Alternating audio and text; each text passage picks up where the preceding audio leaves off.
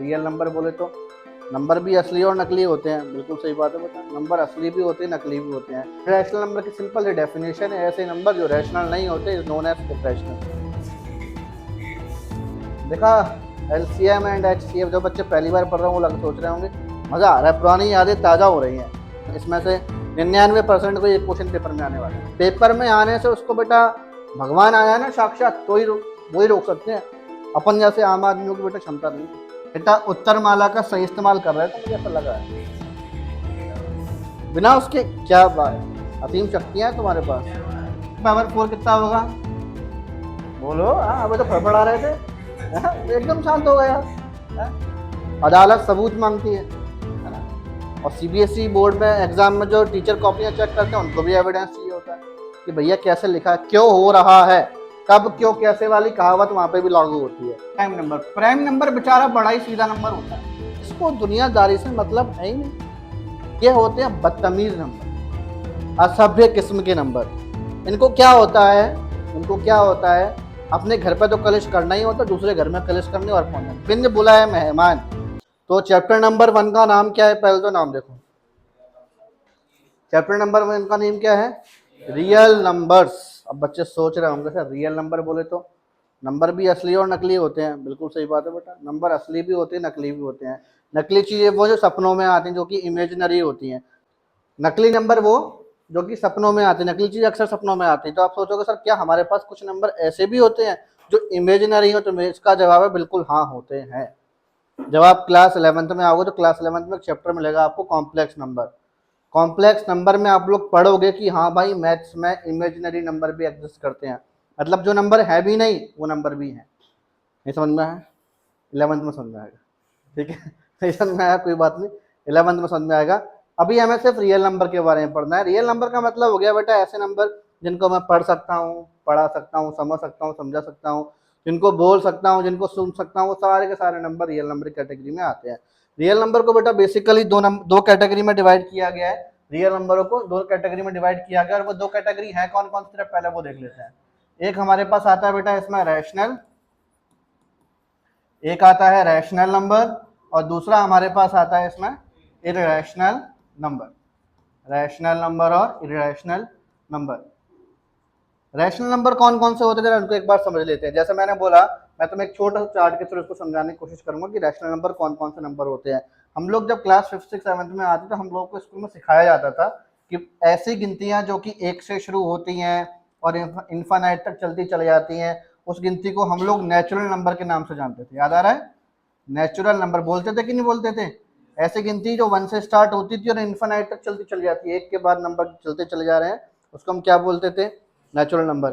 अगर हम इस नेचुरल नंबर वाली कैटेगरी में जीरो को ऐड कर दें, अब बताओ होल नंबर हो गया कि नहीं हो गया। ये भी पढ़ा गो आप लोगों ने कि होल नंबर होता है हमारे पास, ये हमारे पास होल नंबर हो गया।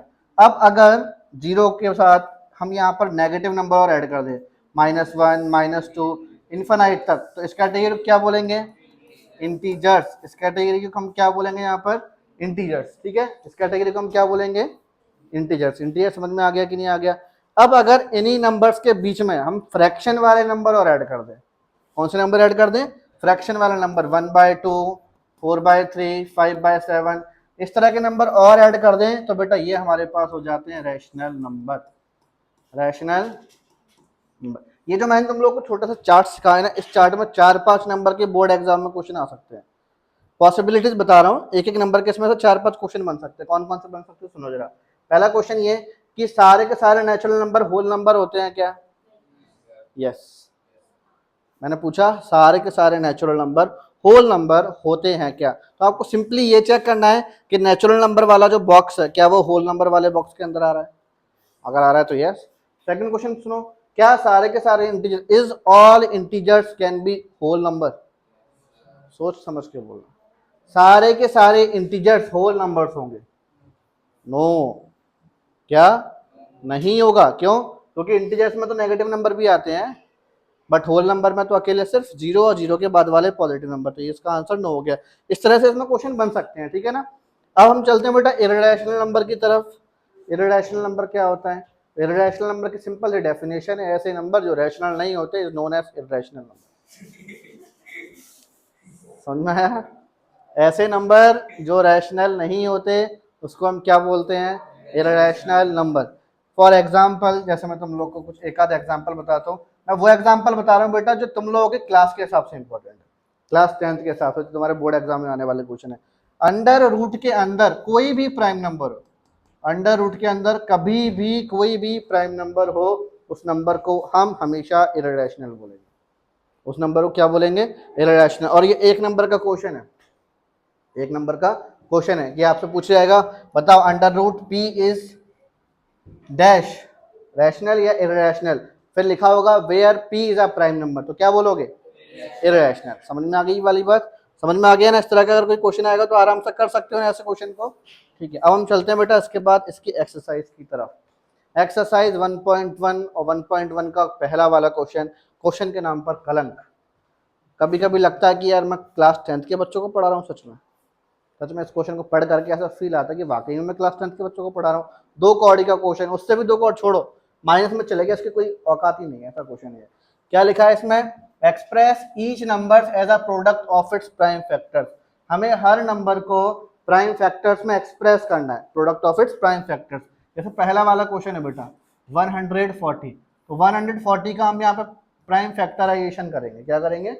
Prime factorization. तो 270 जा, 235 जा, 57 जा और 71 जा। मजा आया क्लास 10th पढ़ने में? मजा आ रहा है क्लास 10th पढ़ने में? कितने प्यारे प्यारे क्वेश्चन आ रहे हैं। तो देयरफॉर 140, यहाँ देखो प्राइम फैक्टर्स में क्या क्या है। 2 कितने बार है? 2 बार। 5 1 बार, 7, तो इसका आंसर ये हो जाएगा। ये है क्लास 10th का क्वेश्चन। हाँ भैया कितना बड़ा क्वेश्चन था, करने में ही 6 महीने लग गए। दूसरा क्वेश्चन करेंगे 10th खत्म हो जाएगी इतने में तो।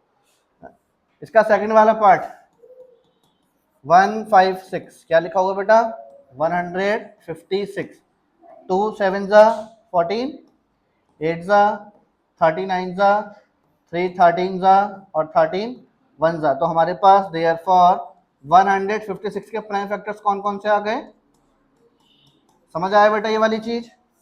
बाकी के 2 पार्ट खुद कर सकते हो इसके, बाकी के 2 पार्ट खुद कर लोगे ना? कंफर्म कर लोगे? ठीक है। इसके बाद इसके 2 क्या 3 पार्ट रह गए, सॉरी 3 पार्ट थे वो। Question number 2, question number 2, find the LCM. देखा एलसीएम एंड एचसीएफ, जो बच्चे पहली बार पढ़ रहे हैं वो लग सोच रहे होंगे मजा आ रहा है, पुरानी यादें ताजा हो रही हैं, क्लास 10th में जाके फिर से एलसीएम और एचसीएफ निकालने को मिल गया। तो इसमें जो एलसीएम और एचसीएफ निकालना है वो हमें क्लास 6 7th वाले तरीके से नहीं निकालना। जो हमने छोटी क्लासेस में एलसीएम और एचसीएफ निकालना सीखा था ना, हमें उस तरीके से इसमें एलसीएम और एचसीएफ नहीं निकालना। क्लास 10th में आके एलसीएम और एचसीएफ निकालने का तरीका चेंज हो जाता है। ठीक है, वो मैं तुम लोग को समझाऊंगा अच्छे से। इसमें हमें क्या बोला गया कि पहले तो इसमें एलसीएम निकालो और एचसीएफ निकालो, उसके बाद वेरीफाई करो कि LCM into HCF is equals to क्या होगा। पहले एलसीएम और एचसीएफ निकालो और एलसीएम और एचसीएफ निकालने के बाद में वेरीफाई करो कि बेटा एलसीएम इंटू एचसीएफ जो है वो प्रोडक्ट ऑफ 2 नंबर्स होगा, प्रोडक्ट ऑफ 2 नंबर्स होगा। ठीक है ना? अब आगे देखो हमारे पास क्वेश्चन क्या लिखा है। पहला वाला क्वेश्चन लिखा हुआ है इसमें 26 एंड 91, 26 एंड 91। तो 26 को मैंने यहाँ पे लिखा पहले 2 13 जा और 13 1 जा। उसके बाद 91 किससे कटेगा? 7 से। किससे कट रहा है? 7 से ना। 7 1 जा और 7 3 जा, 13 1 जा।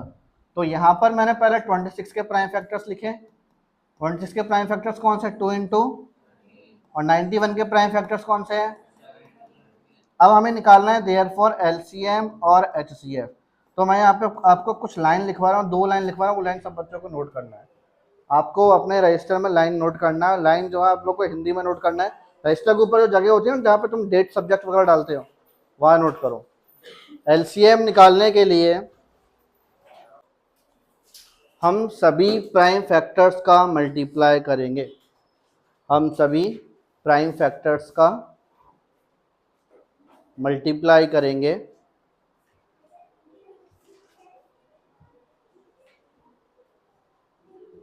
With greatest power, with greatest power. HCF निकालने के लिए, एचसीएफ निकालने के लिए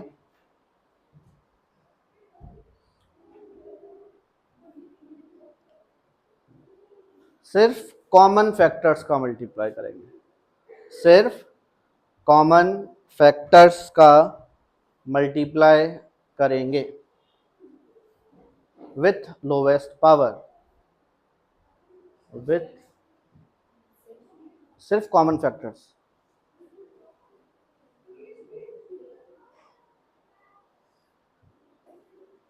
हो गया, नोट हो गया। अब जो लाइनें हमने नोट की है ना, उन लाइनों को एक बार फिगर में समझते हैं। मैंने बोला कि एलसीएम निकालने के लिए सभी प्राइम फैक्टर्स बोले तो ये बेटा 2 और 13 प्राइम फैक्टर्स है, 7 और 13 प्राइम फैक्टर्स है, तो हमें इन सबका मल्टीप्लाई करना है, सबका मल्टीप्लाई करोगे। अब यहाँ पर सबका मल्टीप्लाई करने का मतलब ये नहीं कि 13 इसमें भी लिखा हुआ है, 13 इसमें भी लिखा हुआ है, 13 एक ही बार नोट करोगे।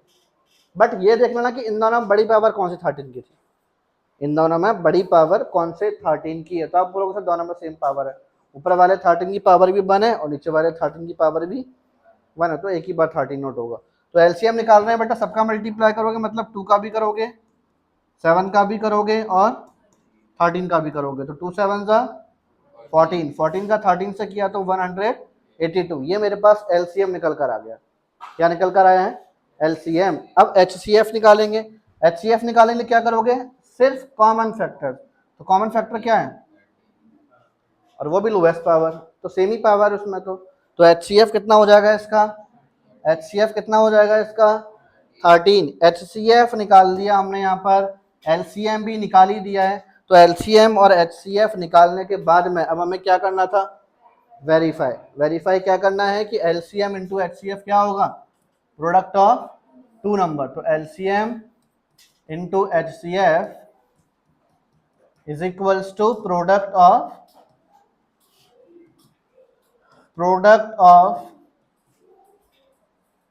To numbers. तो एलसीएम मतलब 182, HCF 13 multiply product of two number मतलब 26 इंटू 91। ना मल्टीप्लाई करो, बॉयज सारे इसका मल्टीप्लाई करो, गर्ल्स सारी इसका मल्टीप्लाई करो। 2 4 वेरी गुड,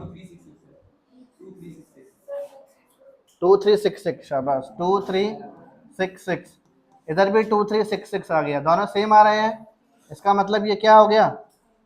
इसका मतलब ये क्या हो गया? कोई दिक्कत तो नहीं इसमें किसी को? समझ में आ गया? इस तरह का क्वेश्चन पेपर में आकर कर लोगे आराम से।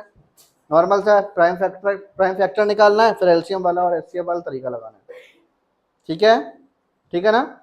आगे चलो, क्वेश्चन नंबर 3। आप ये सोच रहे होगे सर थोड़ा सा स्पीड में करा रहा है, क्योंकि बेटा ये चैप्टर में 2-3 बार पहले भी करा चुका हूँ, इसलिए थोड़ा सा स्पीड है इस बार।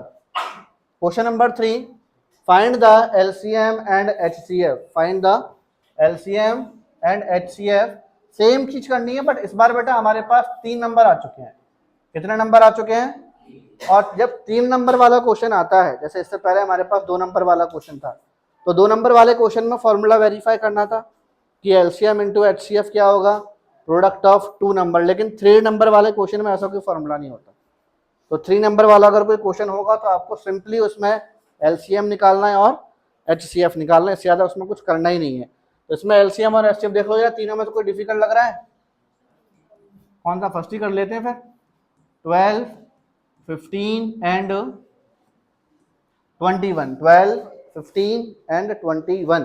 तो हमने यहाँ पर 12 लिया पहले, 12, 2 6 जा 12, 2 3 जा 6, 3 1 जा 3, फिर 15, 3 5 जा 15, 5 1 जा 5, 21, 3 7 जा 21 और 7 1 जा 7। कोई दिक्कत नहीं इसमें किसी को।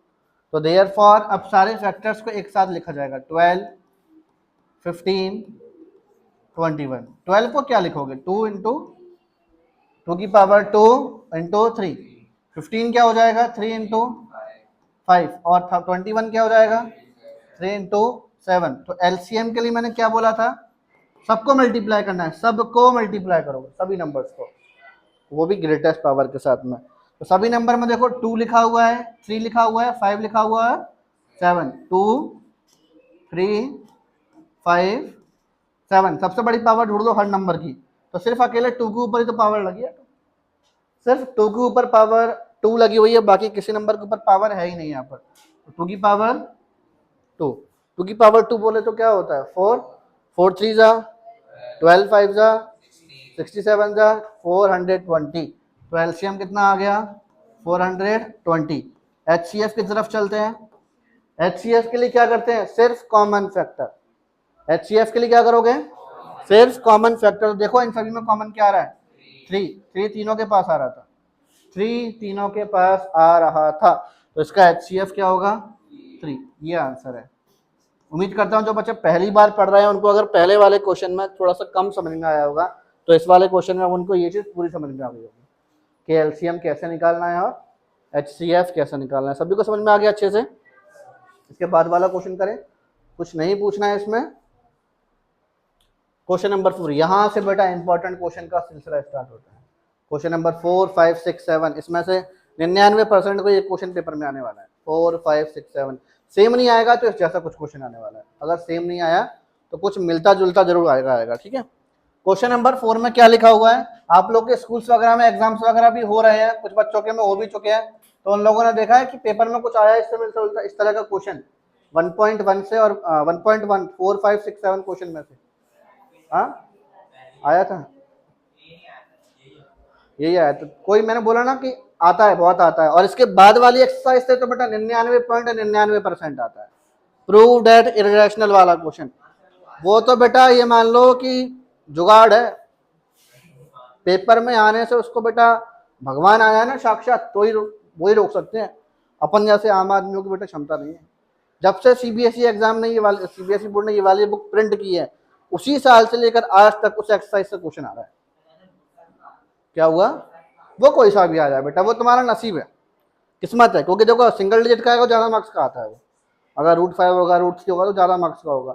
वहीं अगर लिखा होगा 3 + √2 3 - √5 वो 1.5 नंबर का 2 नंबर का क्वेश्चन होता है, 2.5 नंबर का हो जाएगा। किस्मत बहुत अच्छी है तो 3 नंबर का आएगा, किस्मत अच्छी है तो, ठीक है। इस वाले क्वेश्चन पर आ जाओ बेटा, क्या लिखा है इसमें, गिवन डेट हमसे बोला गया कि 306 और 657 का हमें एचसीएफ दिया हुआ है। ओजस्वी क्या लिखा हुआ है, क्या 9 क्या दिया हुआ है, एलसीएम एचसीएफ, ठीक है। पूछा क्या गया हमसे, एलसीएम। तो चलो कोई बात नहीं, पहले जो दिया है वो लिख लेते हैं। एचसीएफ होगा 9 और एलसीएम हमसे यहाँ पर पूछा गया है ना। और 2 नंबर्स कौन कौन से हैं, जो नंबर्स हैं 2 नंबर्स, ये कौन कौन से 306 और 657, यही लिखा हुआ है ना 657। तो देयरफॉर हमारे पास यहाँ पर जैसा कि हम जानते हैं we know LCM into HCF is equals to product of 2 number. LCM into HCF is equals to product of 2 number. तो एलसीएम तो बेटा मुझे नहीं दिया, मैंने एलसीएम को एलसीएम जैसा ही छोड़ दिया। एचसीएफ कितना है 9, प्रोडक्ट ऑफ 2 नंबर मतलब 306 और 657, 306 और 657, 9 डिवाइड में जाएगा एलसीएम 306 657, 9 नीचे आ गया। अभी 9 का पहाड़ा तो आता होगा, इतने बड़े बूढ़े होगा दाढ़ी मूछ वाले व्यक्ति तुम आज के टाइम पे। 9 एकम, अबे इंग्लिश में बोला था 9 सत्ते 2 बच रहा है 27 हो गया और 3 जा। तो हमारे पास LCM is equals to 306 into 73, multiply करो क्या आ रहा है जल्दी, 22338। बेटा उत्तर माला का सही इस्तेमाल कर रहे हैं तो मुझे ऐसा लग रहा है, बिना उसके क्या बात, असीम शक्तियां हैं तुम्हारे पास, पेपर में आ चुका है। ये इसका आंसर है, कोई दिक्कत, फिर भी चेक कर लेना। देखो हो सकता है बच्चे ने बोला मैंने लिख दिया, मैंने खुद ने मल्टीप्लाई नहीं किया वाला, चेक कर लेना, शायद मिस्टेक हो सकती है। यही है, बहुत अच्छी बात है। फिर फिफ्थ वाला क्वेश्चन स्टार, ठीक है, इंपॉर्टेंट क्वेश्चन है। क्या लिखा है फिफ्थ क्वेश्चन को जल्दी से रीड कर लो।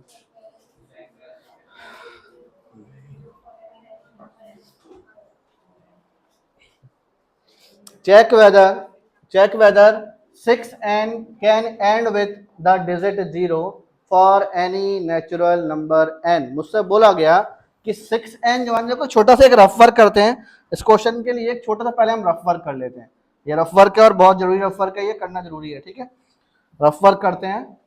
मैंने यहाँ 6n लिखा, यहाँ पे n का मतलब कोई नेचुरल नंबर है। और अभी मैंने जब तुम लोग को चैप्टर स्टार्ट कराया तब मैंने तुम लोग को स्टार्टिंग में बताया था बेटा कि होल नंबर क्या होता है, नेचुरल नंबर वगैरह क्या होता है, सब बताया कि नहीं बताया। नेचुरल नंबर के बारे में क्या बोला था, ऐसी काउंटिंग जो 1 से शुरू होती है और कहाँ तक चलती है, इनफाइनाइट तक, है ना। तो हमसे इस क्वेश्चन में ये बोला गया कि चेक करो कि 6n कोई 6n जो है क्या वो 0 से एंड होगा। 6n क्या 0 से एंड होगा अगर n का मतलब कोई नेचुरल नंबर है। तो मैंने यहाँ पर क्या लिखा, 6n लिखा हुआ है। n की जगह बेटा मैं देखो नेचुरल नंबर बोले तो 1 ले सकता हूँ, 2 ले सकता हूँ, 3 ले सकता हूँ, 4 ले सकता हूँ, 5 ले सकता हूँ, एंड सो ऑन। ये सिलसिला कभी खत्म ही नहीं होगा, कभी खत्म नहीं होगा, ठीक है। तो मैंने यहाँ पर n की जगह पहले एक बार सोचा 1 ले लेता हूँ। 6 की पावर 1 क्या होगा वैल्यू, 6 होगा कि नहीं होगा, 6 होगा ना।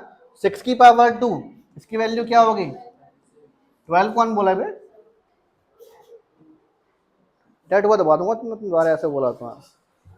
6 की पावर 2 कितना होगा, 36। 6 की पावर 3 कितना होगा, 216। 6 की पावर 4 कितना होगा, बोलो। हाँ अभी तो फड़फड़ा रहे थे, एकदम शांत हो गया।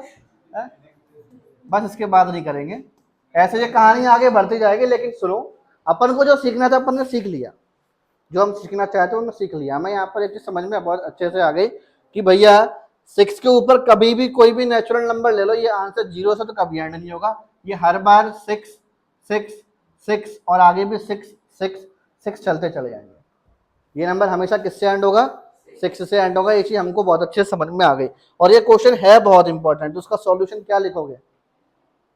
हमारे सर ने बोला था 0 से एंड नहीं होगा और लिख दोगे ऐसे। कुछ मैथमेटिकली हमें लिखना पड़ेगा ना भाई, अदालत सबूत मांगती है ना। और सीबीएसई बोर्ड में एग्जाम में जो टीचर कॉपियां चेक करते हैं उनको भी एविडेंस चाहिए होता है कि भैया कैसे लिखा है, क्यों हो रहा है, कब क्यों कैसे वाली कहावत वहां पे भी लागू होती है कि ऐसा क्यों हुआ, है ना। तो मैंने बोला हमने ये चीज तो बहुत अच्छे से सीख ली कि 0 से एंड नहीं हो रहा, बहुत अच्छे से सीख लिया। लेकिन अब जरा ये भी देख लेते हैं कि जो नंबर 0 से एंड होते हैं उनकी क्या कहानी है। तो 2-4 उन नंबरों को भी हम स्टडी करेंगे जो नंबर 0 से एंड होते हैं। तो मैंने सोचा क्यों ना मैं थोड़ा 10 को भी देख लूँ, 10 0 से एंड होता है कि नहीं होता। थोड़ा सा 20 के बारे में भी देख लेते हैं, क्या 20 0 से एंड हो रहा है। थोड़ा सा 30 के बारे में भी देख लेते हैं, क्या 30 0 से एंड हो रहा है। ऐसे तो बहुत सारे नंबर, 2-3 नंबर बहुत होते हैं सीखने के लिए। तो अब हम जरा 10 के बारे में देखते हैं। 2 5 जा 10, 5 1 जा 5। 20 के बारे में भी देख लो, 2 10 जा 2 5 जा और 5 1 जा। 30 के बारे में भी देख लो, 2 15 जा 3 5 जा और 5 1 जा। होगा कि नहीं होगा। एक चीज जरा नोटिस करो, एक चीज नोटिस करने वाली बात यह है कि ऐसे नंबर जो 0 से एंड हो रहे थे उनके प्राइम फैक्टराइजेशन में हर बार कुछ आए चाहे नहीं आए, लेकिन 2 और 5 तो हर बार आ ही रहा था। चेक करो आ रहा है कि नहीं आ रहा।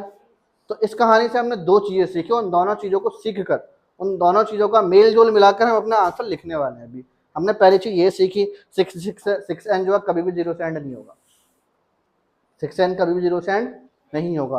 दूसरी चीज मैंने ये सीखी कि 0 से एंड वही नंबर होते हैं जिनके प्राइम फैक्टराइजेशन में 2 और 5 आते हैं, जिसके प्राइम फैक्टराइजेशन में 2 और 5 आते आते। क्लियर हो गया कि नहीं हो गया। आप दूसरे शब्दों में ये भी बोल सकते हो कि 0 से वही नंबर एंड होंगे जो 2 और 5 से डिवाइड होंगे। प्राइम फैक्टराइजेशन या डिवाइड होना एक ही बात कहलाता है। तो अब इसका बेटा मैं सॉल्यूशन स्टार्ट कर रहा हूं। अभी हमने सॉल्यूशन स्टार्ट नहीं किया, अभी सिर्फ समझ रहे थे। हम यहाँ लिखेंगे, देखो इसको मैंने बोला if any number if any number if any number ends with 0, then it is divisible by 2 and 5, both numbers. कोई दिक्कत? ये वाली लाइन समझ में आई? कोई मैंने भारी भरकम लाइन नहीं लिखवाई, जो बगल में सीखा उसको अंग्रेजी में लिखा है थोड़ा सा, ठीक है। अब जरा हमें 6n को चेक करना है। पेपर में याद रखना है बेटा, जरूरी नहीं है 6n आए, पेपर में हो सकता है 4n भी आ जाए, पेपर में हो सकता है 12n भी आ जाए, पेपर में कोई भी नंबर आ सकता है। आपको सॉल्यूशन उसका इसी तरीके से पूरा सॉल्व करके आना है। तो हमने यहाँ पर अभी इतना लिखा। अब मैंने बोला कि देयरफॉर प्राइम फैक्टराइजेशन निकालता हूं मैं, और ये क्वेश्चन 3 नंबर का आता है, ये 1.5-2 नंबर वाला नहीं है। सॉल्यूशन इसका बहुत छोटा है, कम से कम 3 में आएगा, किस्मत अच्छी रही 4 में भी आ जाएगा, वो तुम्हारे लक पर डिपेंड करता है। अगर किस्मत अच्छी है तो 4 में भी आ सकता है। तो prime factorization of 6n, 6n का प्राइम फैक्टराइजेशन देखे क्या आ गया। पहले 6 को चेक कर लो, 6 का क्या होता है 2 × 3। अब 6 के ऊपर पावर क्या है, तो इसके ऊपर भी हम n लगाएंगे कि n लगाएंगे। आंसर आ गया। कैसे आंसर आ गया जरा चेक करो।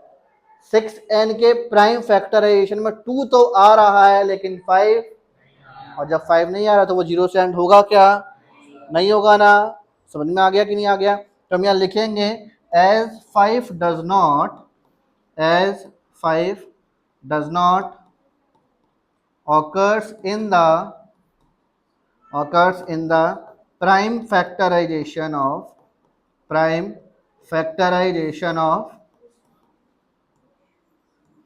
6n, क्योंकि जो 5 है वो 6n के प्राइम फैक्टराइजेशन में नहीं आ रहा। तो इसका मतलब क्या हो गया, इट मीन्स 6n, जो 6n है वो कभी भी 0 से एंड नहीं होगा। It means 6n never ends with digit 0 for any natural number n। थोड़ा सा स्पेस कम है, स्पेस बनाना पड़ेगा।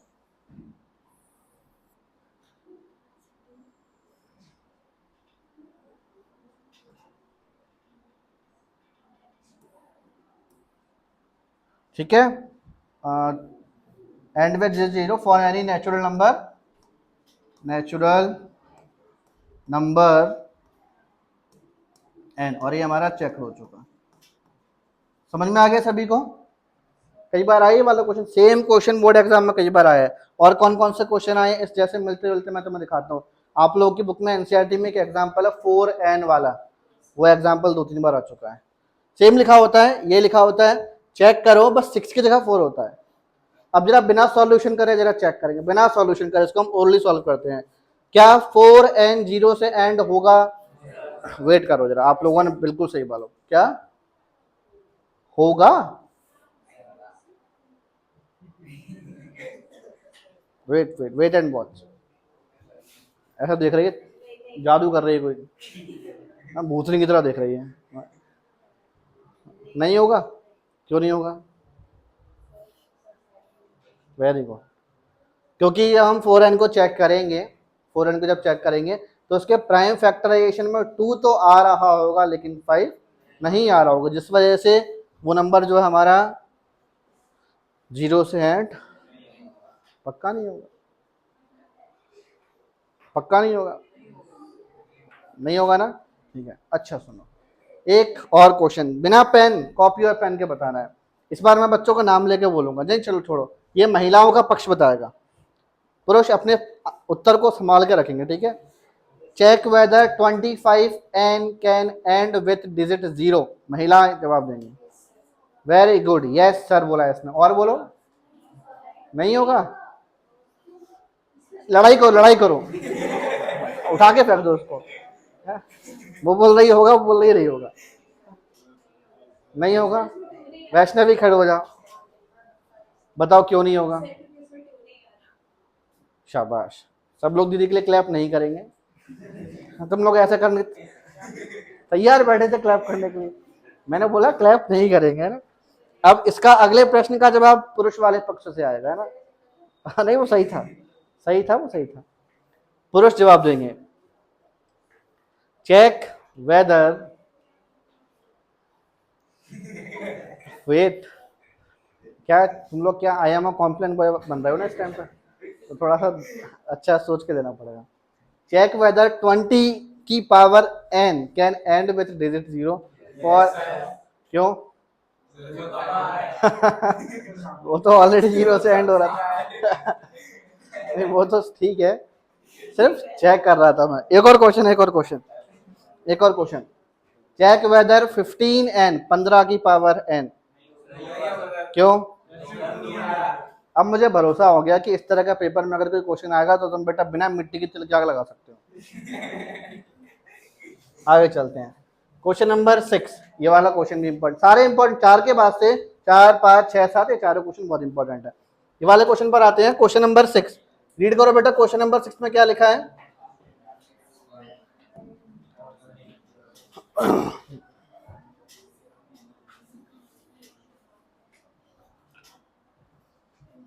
यहाँ बेटा हमारे पास इस वाले क्वेश्चन में लिखा हुआ था एक्सप्लेन वाई। एक्सप्लेन करो। ये रेड लाइन से मैंने दोनों नंबर अंडरलाइन कर दिए हैं, ये वाला नंबर और ये वाला नंबर। कंपोजिट नंबर क्यों है, ध्यान रखना, मैं चेक नहीं करना। उन्होंने बोला एक्सप्लेन करो कि क्यों है, मतलब ये कंपोजिट नंबर है, ये क्लियर है। बस हमें कारण बताना है कि कंपोजिट नंबर ये है क्यों। सबसे पहली बात, कंपोजिट नंबर का मतलब तो बताओ, कंपोजिट नंबर है होते क्या है? एक वर्ड खा गए बेटा तुम, बहुत भूख लग रही है तुम्हें आज। सब सही बोला उसने, एक शब्द खा गया जरा। चलो मैं तुम बताता हूँ। मैथ्स में 2 तरह के नंबर आते हैं। एक नंबर आता है प्राइम नंबर। कैसा नंबर आता है? Prime number. प्राइम नंबर बेचारा बड़ा ही सीधा नंबर होता है। प्राइम नंबर बेचारा बड़ा ही सीधा नंबर होता है, इसको दुनियादारी से मतलब है ही नहीं। क्या करना? 5 किसकी टेबल में आता है? बस 5 की में आता है, मतलब ही नहीं उसको जहां में संसार में क्या हो रहा है कोई मतलब नहीं है। 7 किसकी टेबल में आता है? तो ऐसे नंबर जो सिर्फ अपने टेबल में आते हैं उनको क्या बोलते हैं? क्या बोलते हैं? Prime number. दूसरे होते हैं हमारे पास कंपोजिट नंबर। ये होते हैं बदतमीज नंबर, असभ्य किस्म के नंबर। इनको क्या होता है? इनको क्या होता है, अपने घर पे तो कलेश करना ही होता, दूसरे घर में कलेश करने और पहुंच जाना बिन बुलाए मेहमान। जरा मैं एक एग्जांपल देता हूँ। 14 टेबल में तो आता ही होगा, लेकिन ये आरामी 2 के में भी आता है, 7 के में भी आता है। आता है कि नहीं आता बताओ? तो ऐसे नंबर को हम क्या बोलते हैं? Composite number. तो कंपोजिट नंबर की पहचान क्या होती है? 2 एग्जांपल लेके भी समझ में आ जाएगा। प्राइम नंबर लिया, ऐसे मैंने एक नंबर 5 लिया और एक नंबर 7 लिया, ठीक है। कंपोजिट में मैंने 2 नंबर लिए, एक 10 लिया और दूसरा हमारे पास यहाँ पर 24 लिया। ये 2 प्राइम नंबर के एग्जाम्पल हैं और 2 ये कंपोजिट नंबर के एग्जाम्पल है। इन एग्जाम्पल को समझ लोगे, क्वेश्चन समझ में अपने आप आ जाएगा। एग्जाम्पल समझ लो। 5 1 जा 7 1 जा, ये प्राइम नंबर के अपन ने प्राइम फैक्टर निकाल दिए। कंपोजिट नंबर का प्राइम फैक्टर निकाले तो हमारे पास क्या होगा? 2 5 जा 5 एकम, 2 12 जा 2 6 जा 2 3 जा और ये 3। सभी को समझ आ रहा है? यहाँ पर देखो, इस कहानी से हमें क्या शिक्षा मिली कि प्राइम नंबर के प्राइम फैक्टराइजेशन में सिर्फ एक ही नंबर आता है। क्या आता है? एक ही नंबर आता है। वहीं अगर मैं कंपोजिट नंबर का प्राइम फैक्टराइजेशन करूं, कंपोजिट नंबर का प्राइम फैक्टराइजेशन करूं, तो मैंने नोटिस किया कि उसके प्राइम फैक्टराइजेशन में 2 या 2 से ज्यादा नंबर आते हैं। सुनना है कि नहीं आया? तो कंपोजिट नंबर क्या होते हैं? जिसके प्राइम फैक्टराइजेशन में 2 या फिर 2 से ज्यादा प्राइम नंबर आते हैं। आप कौन सा शब्द खा गई थी? प्राइम। समझ में आ गया? या आपने प्राइम शब्द मुझसे बोला नहीं था? क्लियर हो गया सभी को? अच्छा, अब मेरी एक बात सुनो। क्वेश्चन अभी अपन स्टार्ट कर रहे हैं, अपन को कोई जल्दबाजी नहीं है। क्वेश्चन अच्छे समझ में आना चाहिए, और क्वेश्चन अच्छे तभी समझ में आता है बेटा जब हमारे कॉन्सेप्ट क्लियर होते हैं। एक बात सुनो, मुझे एक बात बताओ। 2 into 3 into 5 is equals to, बात सुनना, बात सुनना, ये 3 प्राइम नंबर है कि नहीं है भाई? तीनों प्राइम नंबर है कि नहीं है ना? इन नंबरों को मल्टीप्लाई करके मुझे जो आंसर मिलेगा वो प्राइम मिलेगा कि कंपोजिट मिलेगा? क्या मिला? सुनना है कि यहाँ? ठीक है। जरूरी तो नहीं था कि मुझे ये नंबर पता ही चले, बात समझना बेटा। इसको पता लगाने के लिए ये कंपोजिट है। इस येलो बॉक्स के अंदर जो भी नंबर होगा भगवान जाने, अपन तो नहीं जानते। मल्टीप्लाई मत करो, मुझे मालूम है तुम होशियार बन रहे हो, सर हमें तो पता है क्या नंबर है, ठीक है। मल्टीप्लाई मत करो, इसके अंदर जो भी नंबर आए, ठीक है। हम बिना मल्टीप्लाई करे भी तो भविष्यवाणी कर सकते हैं ना कि वो कंपोजिट है या फिर प्राइम है। किसके बेसिस पर? उसके पड़ोस में जो नंबर दिए हुए थे। क्लियर हो रहा है कि नहीं हो रहा? ठीक है। 2 इंटू 5 जो नंबर मिलेगा कंपोजिट होगा कि प्राइम होगा? समझ में आ गया कि नहीं आ गया? चलो अब क्वेश्चन करने स्टार्ट करते हैं।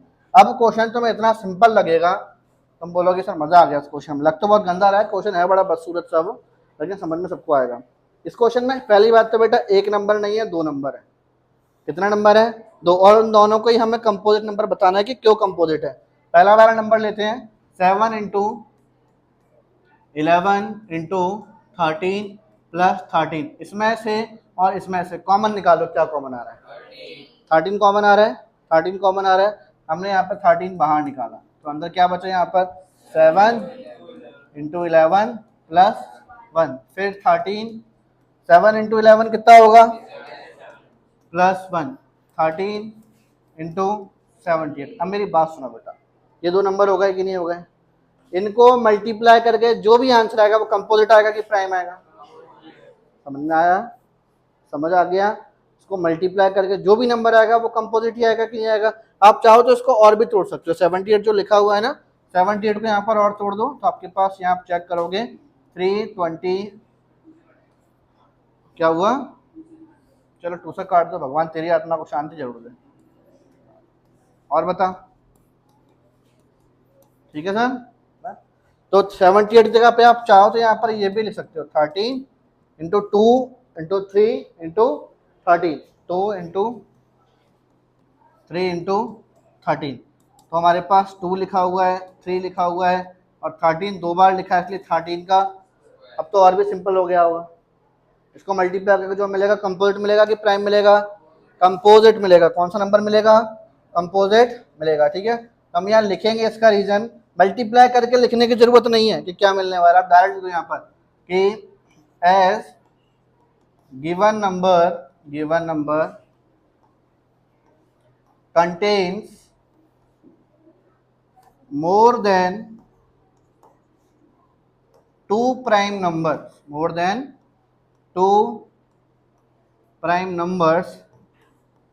in their prime factorization, so इस हिसाब से हमारे पास ये जो नंबर था 7 into 11 into 13 plus 13 is a composite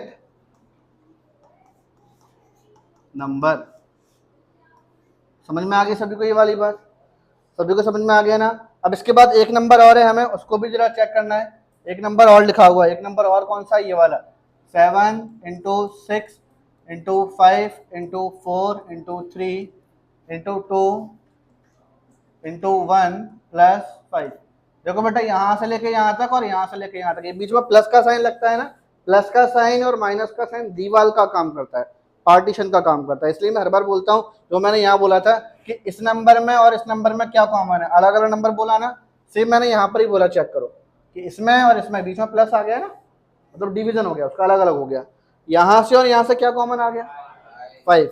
तो 5 कॉमन आ गया, अपन ने 5 बाहर लिया, क्या बचा? 7 इंटू 6 4 3 2, 1 को मत लिखो यार, ठीक है। उसके बाद प्लस, इसकी जगह 5 तो बाहर जा चुका है भैया, 5 बाहर चला गया ना, तो 5 की जगह क्या आ जाएगा? अंदर 1 आ गया। 5 इन सबका मल्टीप्लाई करो, 1008 कितना आएगा? 1008। इन सबको मल्टीप्लाई करने पर 1008 आ गया। प्लस अब इसको बेटा प्लस करो, 1008 प्लस 1 1009। अब सुनो मेरी बात, जैसे मैंने वहां पर 78 को तोड़ करके ये लिखा था कि इन लिखा था, इसको तोड़ने की कोशिश मत करना क्योंकि ये टूटेगा नहीं, ये खुद एक प्राइम नंबर है, कोई बात नहीं है। 2 प्राइम नंबरों को मल्टीप्लाई करोगे, जो आंसर आएगा वो क्या आएगा? क्या आएगा? कंपोजिट आएगा। तो इसके लिए भी आप क्या रीजन लिखोगे? यहाँ पर सेम रीजन ये लिखने वाले, यहाँ से लेकर यहाँ तक सेम लिखोगे, बस थोड़ा सा बीच में चेंज करोगे, बता रहा हूँ कौन सा, ठीक है।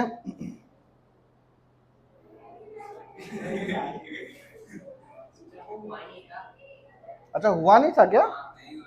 कंफर्म?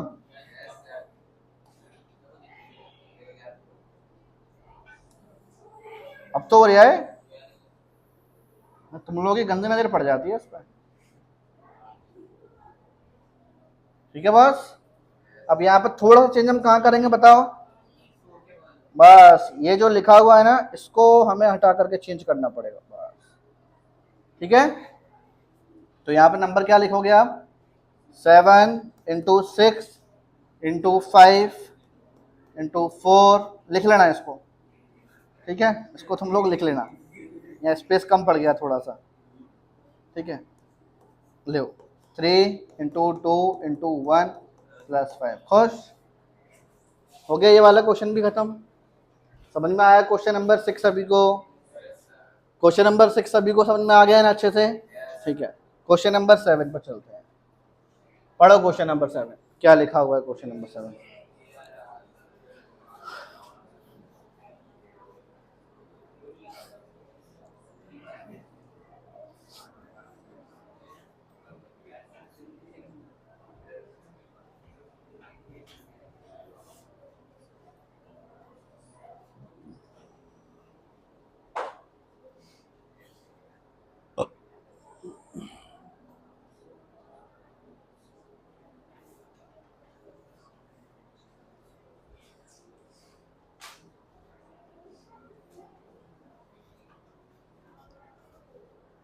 हो गया टाइम, रीड हो गया ना तुम लोगों का।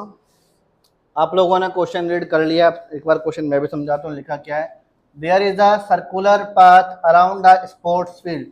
कोई एक स्पोर्ट्स फील्ड है, उसके सभी ओर चारों तरफ एक सर्कुलर पार्क है। ये बोला गया सोनिया नाम की एक कन्या है जो 18 मिनट का टाइम ले रही है, कब, टू कंप्लीट 1 राउंड। वहीं रवि नाम का एक लड़का है, तो हंस क्यों रहा है, जानता है सोनिया को, सोनिया का नाम लिया दांत बाहर टपके जा रहे हैं उसके। क्या सूरज क्या कर रहा है, तू जानता है इसको।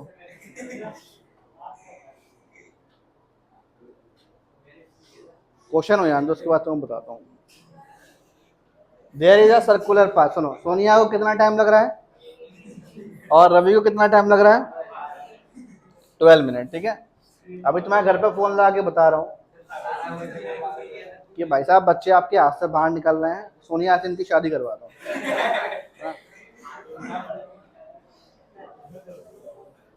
चलो बेटा बोर्ड पर देखो, सोनिया टेक्स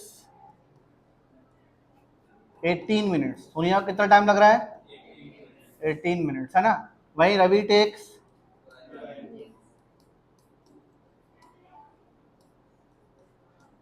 12 मिनट्स। ये एक हमारे पास पार्क है, ठीक है। सोनिया और रवि दोनों के दोनों इसी पॉइंट से स्टार्ट कर रहे हैं, इसी पॉइंट से स्टार्ट कर रहे हैं। सोनिया एक चक्कर में 18 मिनट ले रही है, रवि एक चक्कर में 12 मिनट ले रहा है। क्वेश्चन ये था कि अगर ये दोनों के दोनों सेम टाइम पर स्टार्ट कर रहे हैं, एक ही टाइम पर दोनों ने दौड़ लगाना स्टार्ट किया, अब टाइमिंग अलग अलग है, तो ऐसा तो है नहीं कि एक चक्कर बाद दोनों मिल जाएंगे। तो हमसे बोला गया कि दोनों के दोनों कितने मिनट बाद मिलेंगे। तो मैं एक छोटी सी हिंट देता हूँ, टाइम वाला कोई भी क्वेश्चन है हमेशा एलसीएम निकालना होगा। टाइम वाला कोई भी क्वेश्चन आए उसमें हमें हमेशा क्या निकालना होता है, एलसीएम निकालना। तो इस क्वेश्चन में आप क्या निकालोगे, फिर एलसीएम निकालोगे, ठीक है। तो यहाँ पर हमने यहाँ लिखा, अब इन्होंने बोला है, देखो लिखा हुआ है, पढ़ो ध्यान से। After how many time minutes, sorry, after how many minutes will the meet again. तो हम यहाँ लिखेंगे they will meet again, they will meet again in, उसके बाद सामने एलसीएम वाली प्रोसेस स्टार्ट करो। 18 और 12, 2 9, 3 3 जा और 3 1 जा, 2 6 जा, 2 3 जा और 3 1 जा। ये लिखा हुआ है यहाँ पर, यही लिखा हुआ है ना, ठीक है। उसके बाद अब यहाँ पर देयरफॉर 18 को क्या लिखोगे, 2 × 3 की पावर 2। 12 को क्या लिखोगे, 2 × 2 × 3। तो हमारे पास देयरफॉर एलसीएम क्या आएगा इसका, एलसीएम के लिए क्या करते हैं, सभी फैक्टर्स का मल्टीप्लाई, सभी फैक्टर्स का मल्टीप्लाई करोगे तो सभी फैक्टर्स में कौन कौन से नंबर आ रहे हैं, 2 आ रहा है और 3 आ रहा है। अब इनकी बड़ी बड़ी पावर देख लो, 2 और 3, यही लिखोगे कि नहीं लिखोगे। 2 का स्क्वायर बोले तो 4, 3 का स्क्वायर बोले तो, और 4 9 जा 36 मिनट्स, 36 मिनट्स। मतलब ये रवि और सोनिया जो है कितने मिनट्स बाद मिलेंगे, 36 मिनट्स बाद। तो हम यहाँ लिखेंगे, यहाँ पर फिर हम लिखेंगे therefore Ravi and Sonia will meet again will meet again in 36 minutes। ये आंसर हो गया, समझ में आ गया? समझ आ गया ना अच्छे से? ठीक है, इसी के साथ हमारी एक्सरसाइज 1.1 खत्म हो गई। 1.1 खत्म हो चुकी है। कोई दिक्कत तो नहीं इसमें किसी को?